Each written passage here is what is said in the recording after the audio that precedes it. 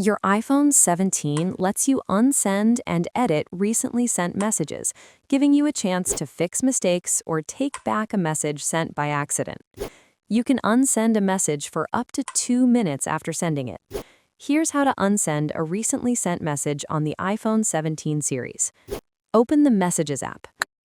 Tap to open the conversation that contains the message you want to unsend. Touch and hold the message bubble. Then tap Undo Send from the quick menu. A notice will appear in both your conversation and the recipient's conversation, confirming that the message was unsent. The message is also removed from the recipient's device.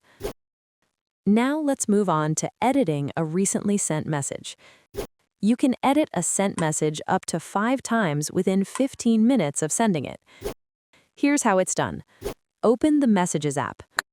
Open the conversation with the message you want to change.